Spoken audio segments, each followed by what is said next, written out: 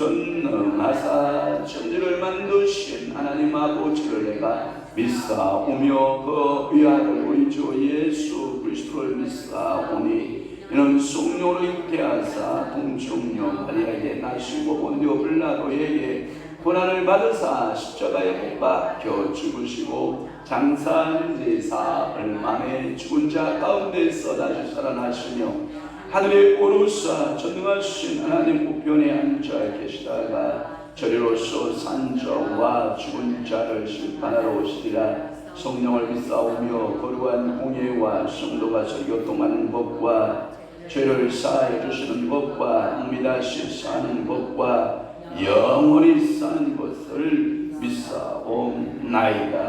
아멘. 도가 니로 은을 불무로 금을 칭찬으로 사람을 단련하느니라. 미련한 자를 곡물과 함께 절구에 넣고 공의로 찌울지라도 그의 미련은 벗겨지지 아니하느니라. 그렇습니다. 오늘도 도가니로 은을 풀무로 금을 칭찬으로 사람을 단련한다라고 말씀하였사오니 오늘도 우리 입술에는 칭찬이 떠나지 않게 하시고 성령이여 우리 입술에 칭찬의 영을 충만하게 부어주사 칭찬할 수 있는 믿음을 주옵소서. 미련한 자를 곡물과 함께 절구에 넣고 공의로 찌울지라도 그 미련함은 벗겨지지 않는다고 했사오니 성령이여 내 미련함을 알고 깨닫게 하소서. 하나님 스스로 미련함을 벗을 수 있는 지혜자들 하나님 아버지 앞에 명철한 자, 총명한 자가 되도록 성령이여 오늘도 이 새벽에 저희들에게 찾아오셔서 말씀을 깨닫게 하여 주옵소서.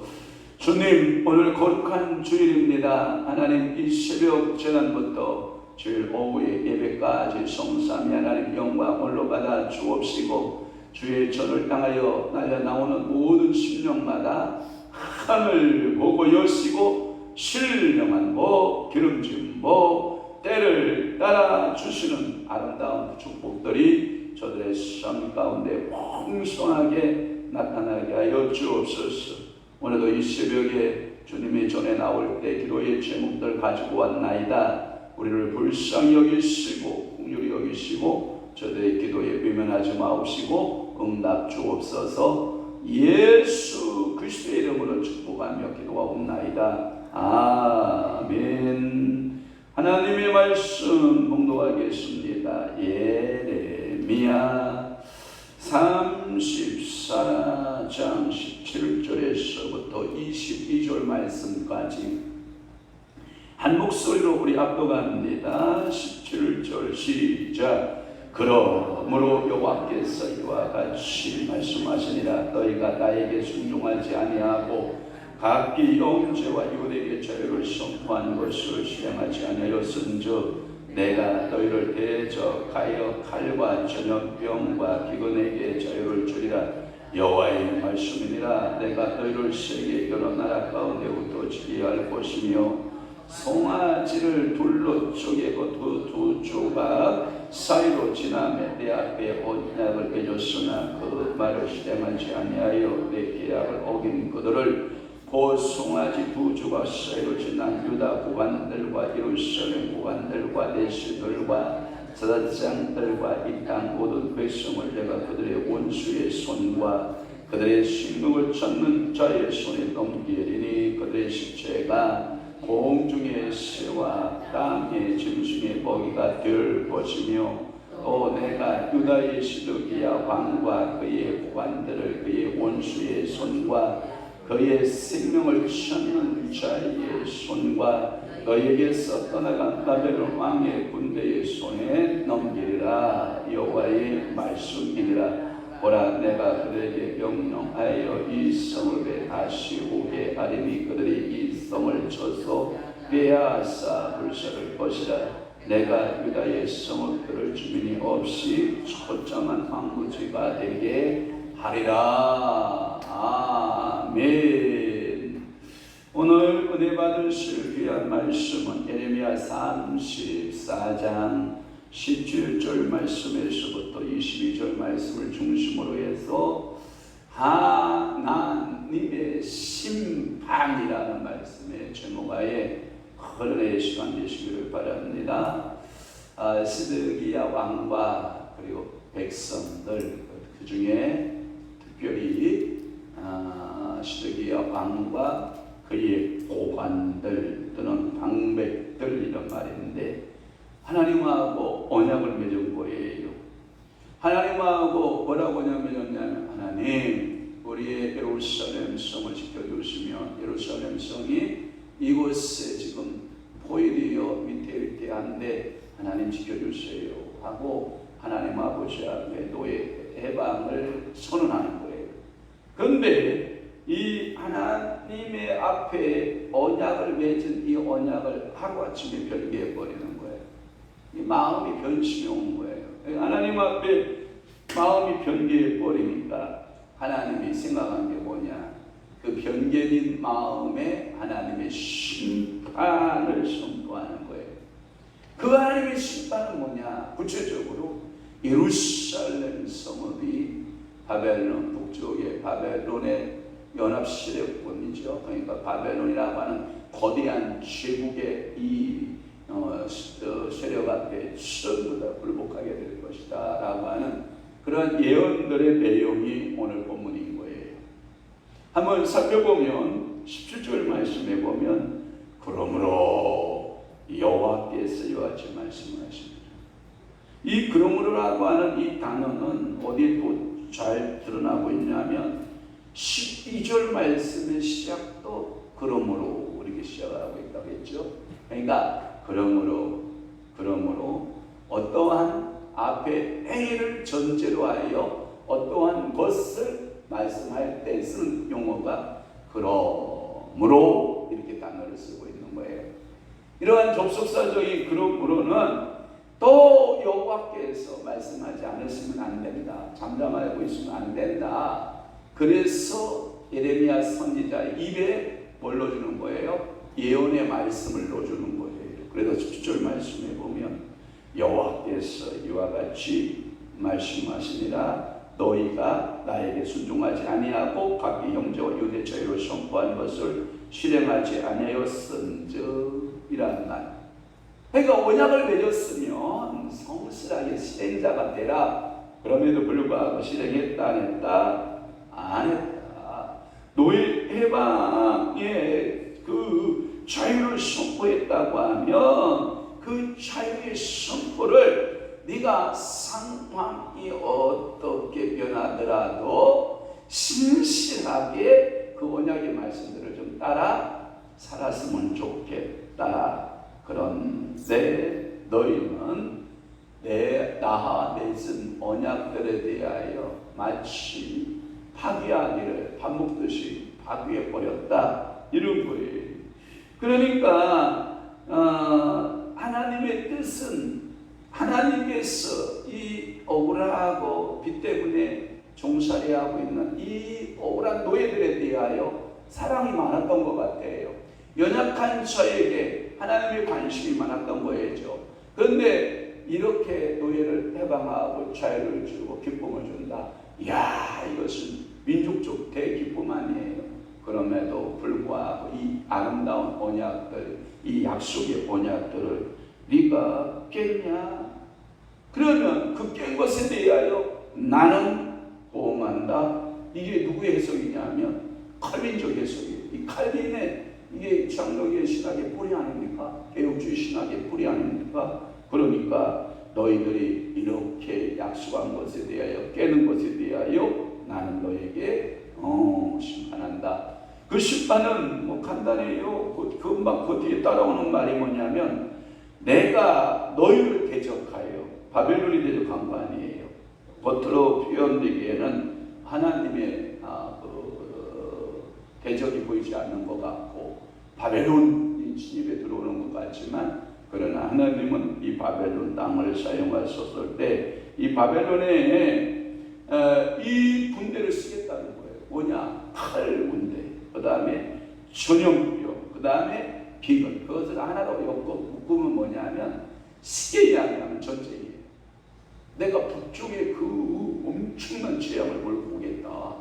내가 그 재앙 속에 너희들은 칼에서 남은 사람은 전염병에서 남은 사람은 뭘로? 비근으로 내가 너희를 자유를 전부 다 빼앗겠다, 침판하겠다라고 하는 말씀을 하게 되고, 두 번째의 그 하나님의 심판은 뭐냐면 나는 너희를 세계 여러 나라 가운데 흩어지게 할 것이다. 이 흩어짐이라고 하는 말은 쉬운 얘기로 뭐냐, 디아스포라인데 어쩔 수 없는 상황에 의해서 쫓겨나가는 거예요. 여러분들이 사도행전을 가만히 이렇게 눈여겨 쳐다보고 있으면 재미난 거 있어요.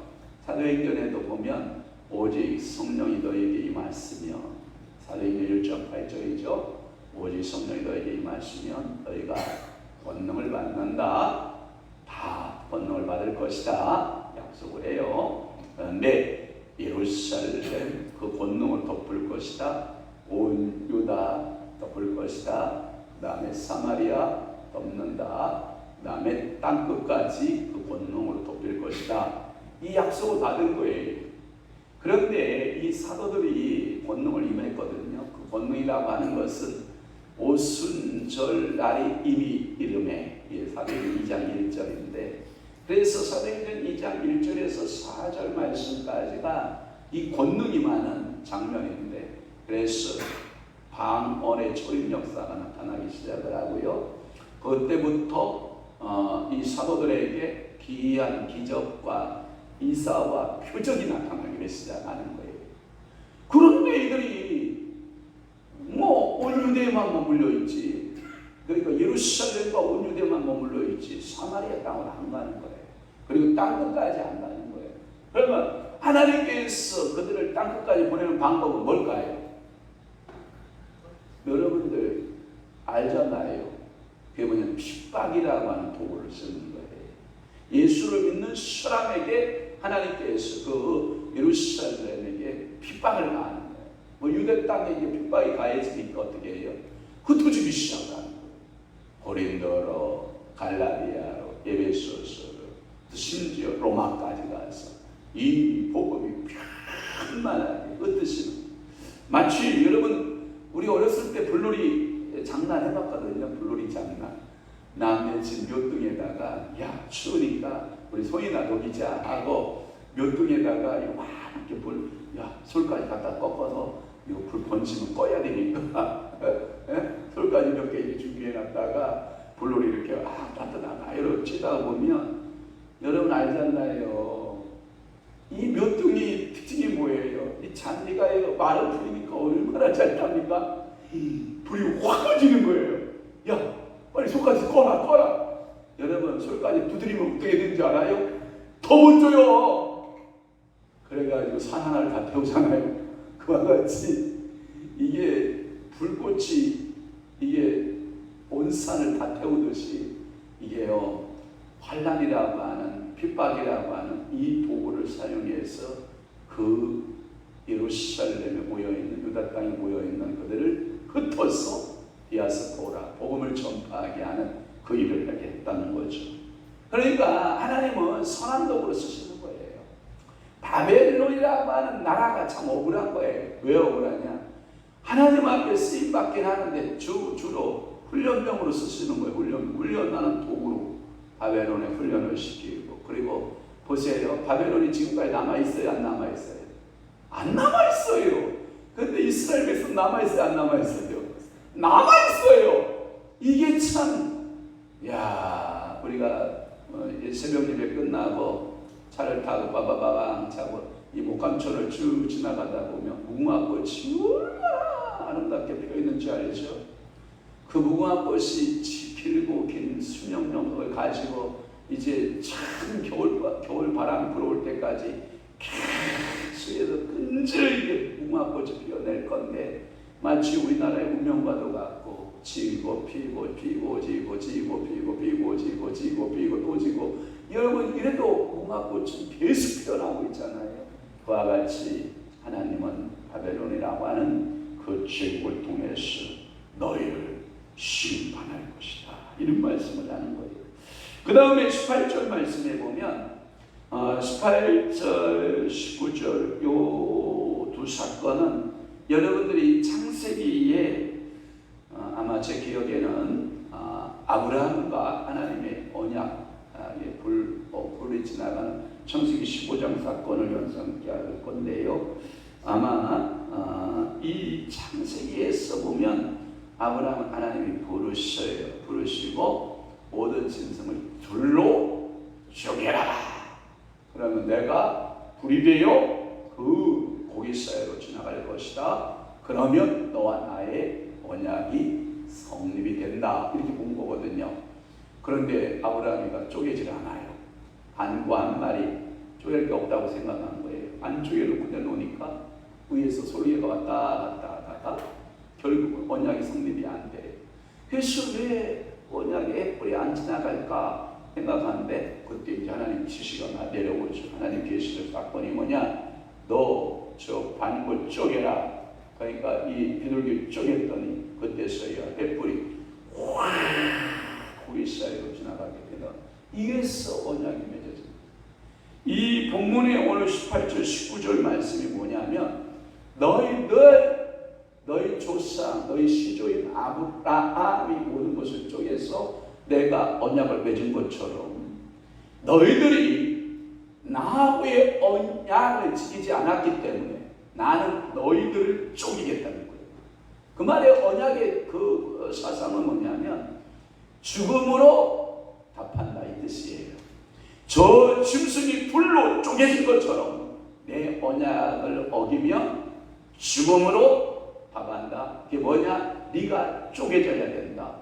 하나님은 그것을 무시무시한 말을 아브라함 너희 선조, 믿음의 선조 너희 열조에게 말한 그 사건, 창세기 15장 10절과 17절에서 말하고 있는 이 사건의 언약의 의식을 들추어내는 거예요. 그 들추어내면서 이 언약을 깨면 내가 너희들을 그토록 쪼갤 것이다. 쪼개져야 해요. 불순종이 있기 때문에. 누구 도구를 해서 바벨론을 사용해서 쪼개버리는, 그게 뭐냐? 죽음이에요. 그래서 19절 말씀에 보면 곧 송아지 두 조각 사이로 지난 유다와 고관들. 야, 너무나 또 비극이에요. 너무나도 고통스러운 거예요.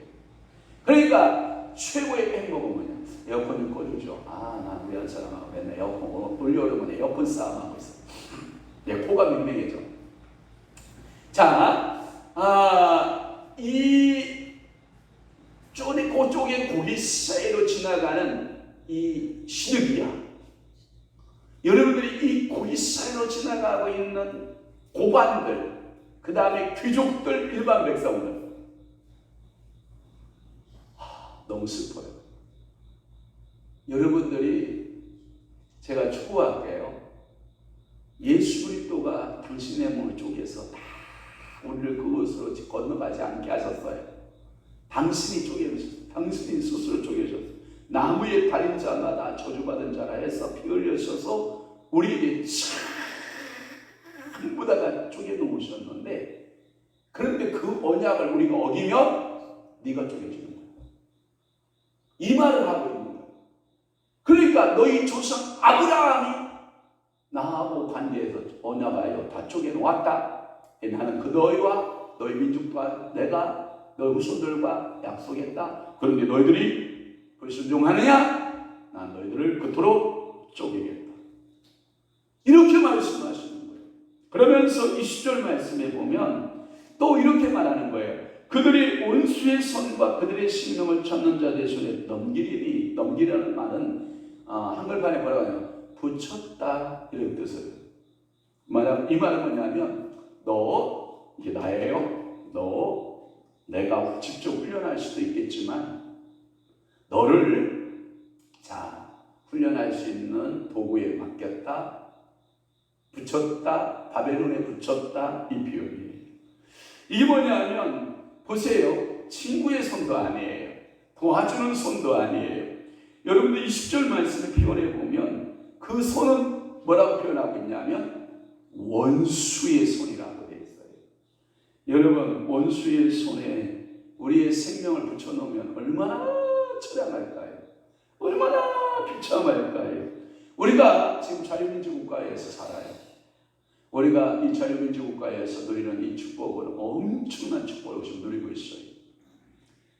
우리나라 한국사 유구한 5천년 역사라고 말하지만 단군 이래로 이 역사는 참 눈물과 아픔과 고통과 전쟁과 배고픔과 탄식과 눈물의 역사거든요.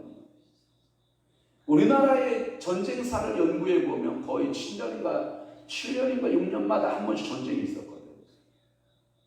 그런데 지금 광복 이후에 78년 되어가고 한국전이 일어났고, 그 이후에 지금 거의 70여 년, 72년 동안 우리가 지금 전쟁이 있어요? 없어요? 없어요. 그러면 74년 동안 우리는, 왜냐하면 1945년 8월 15일에 광복, 1950년 6월 25일에 한국전쟁, 6.25 전쟁이니까 그 이후에 전쟁이 없으니까 인류의 우리 한국사의 역사 가운데 이렇게 전쟁이 없는 시기가 있었다 없었다? 없었다. 그 이유를 사학자들이 연구를 해보는 거예요. 역사학자들이 연구를 해보는 거예요. 연구를 해본 결과 우리가 친미정책을 쓰고 있는 것이 유효했다. 또 하나, 저는 그렇게 해석하지 않아요. 친미정책도 물론 유효하다고 보지만 저는 그렇게 보지 않아요.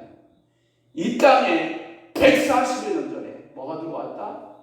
기독교가 들어왔다. 기독교가 들어온 이 한반도에는 그래도 남북한이 쪼개져서 서로 이렇게 대치는 하고 있지만 그래도 예수를 믿는 이 남한 땅을 하나님은 샬롬의 영, 하나님의 거룩한 성령의 영이, 샬롬의 영이 덮고 있지 않느냐. 저는 이렇게 해석하고 싶은 목사예요. 잘못 해석했는지는 모르겠지만 틀리지는 않았으리라고 저는 생각이 되는데, 그래서 그들이 전쟁에 죽임을 당하고 그들의 시체가 공중의 새들과 땅의 짐승에 밥이 됐다, 이 이야기를 20절 말씀에 하고 있는 거예요.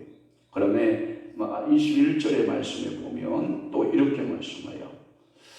유다의 시드기야 왕과 그의 고관들, 이제 당사자들이에요. 방백들 당사자들인데 이 시드기야 왕, 그 다음에 고관들, 언약을 어긴 이 유다의 백성들의 대표로 말하는 거거든요. 그러니까 이 대표의 지도자들을, 책임자들을 말하고 있는데, 나라의 이 책임자들은 결국은 하나님 앞에서 하나님 앞에 언약을 범한 죄값을 그대로 당하는데, 그 당함이 뭐다? 바벨론 왕의 군대의 손에 넘긴다, 이 뜻에서. 그러니까 결국은 넘긴다, 붙인다는 표현을 계속 쓰고 있는 거예요. 이러면서 22절 마지막에 내가 그들에게 명령하여 이 성읍에 다시 오게 하리니, 말은 뭐냐면 잠깐 물러갔다가 다시 그들이 돌아오거든요.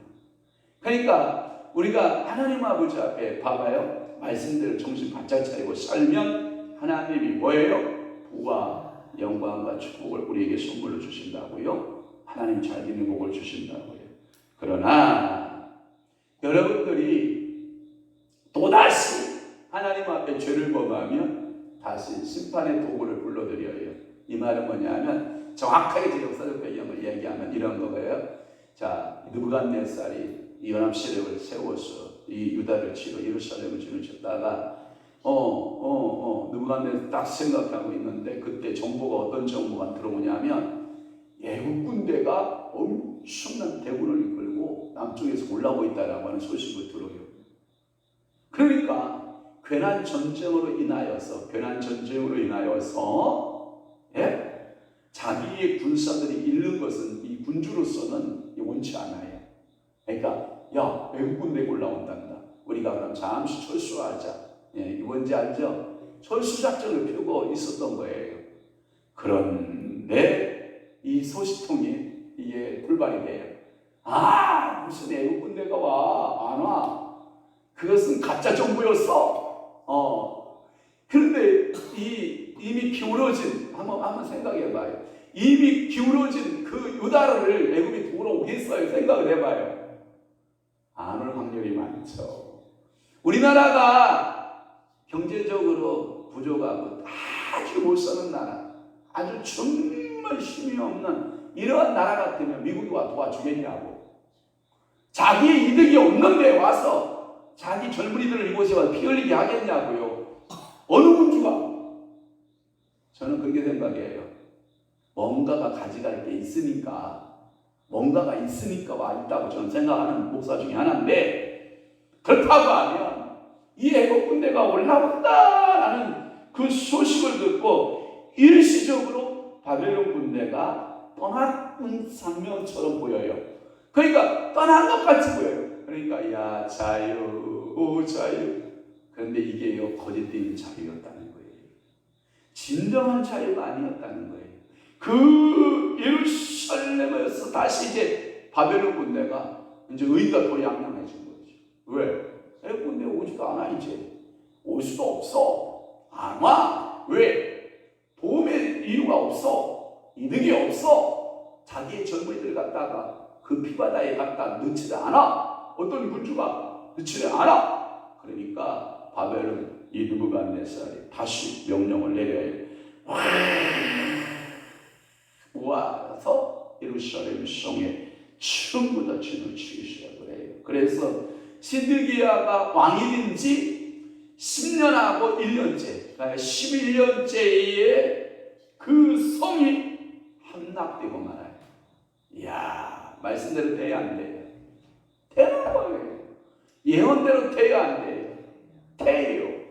예레미야가 참 선지자였던 거예요. 그런데 거짓 예언자들은 뭐라고? 와, 이 나라 도와주는 사람이 있습니다. 도와주는 나라가 있습니다. 애굽이 싫어하는 나라가 있습니다. 여러분, 애굽을 의지하셔야 됩니다. 그러나 이 예레미야는 뭐라고 말하냐면 철저하게 반대적 예언을 하는 거예요. 여러분, 전부 손을 드십시오. 바벨론에게 전부 다 항복하시오.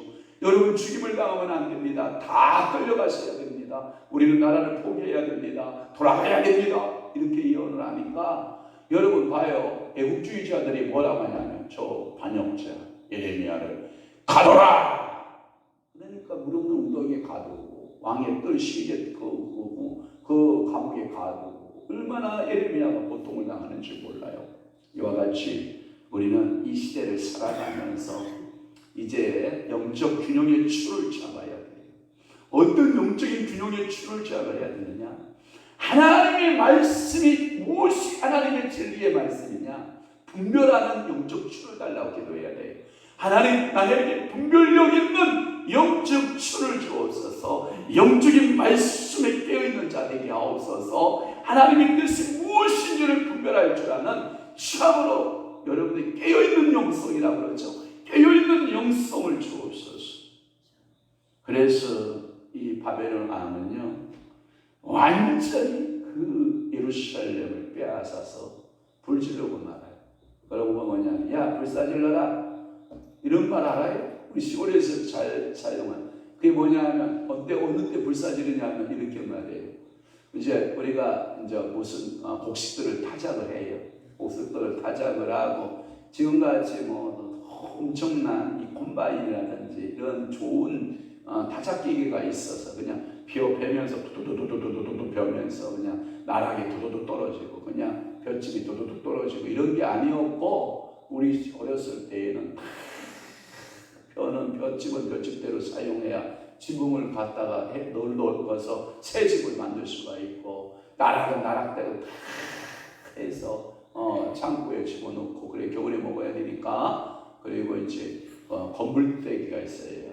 쭉정이와 건물이 있어요.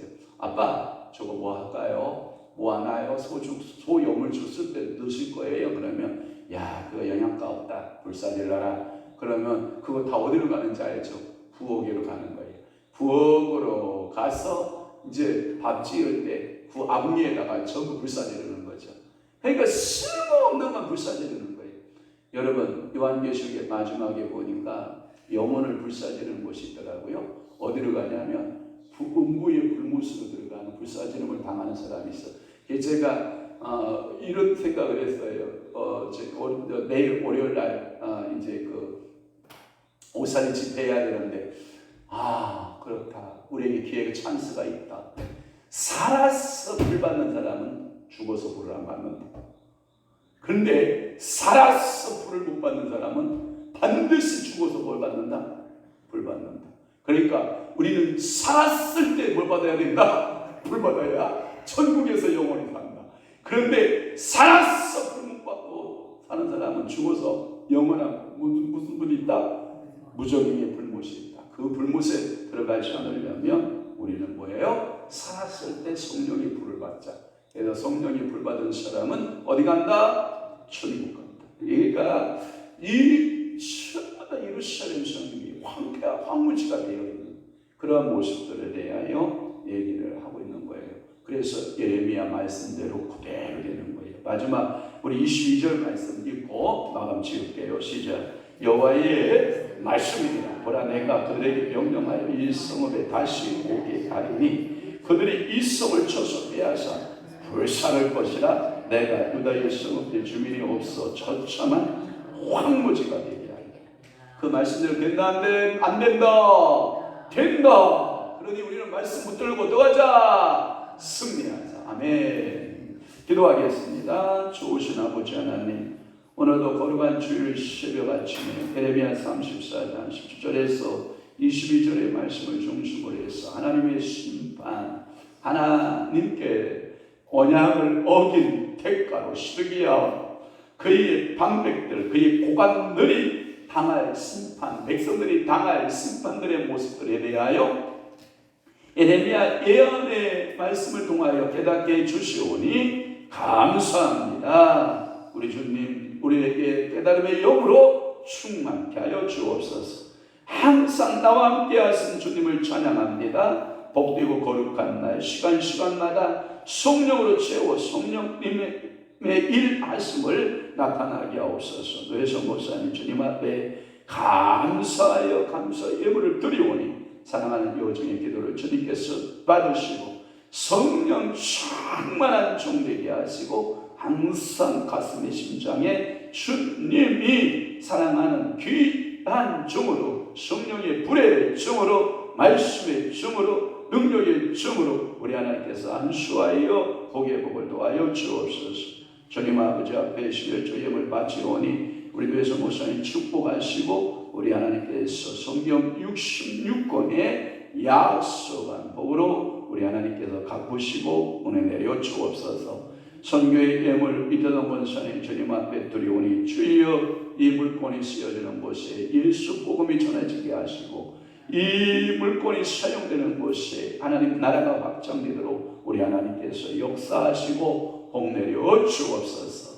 늘 하나님 나라를 위하여 기도하는 그 권사님의 기도에 응답자 되어 주옵시고 자녀 손손들 모두가 예수 다 믿고 천국 가는 아름다운 축복의 역사가 임하게 도와 주옵소서. 오늘도 거룩한 하나님 주일아 이 새벽에 나와 주님 앞에 무릎 꿇는 모든 주의 성도들을 주님께서 복되게 하시고 거룩하게 하여 주옵소서.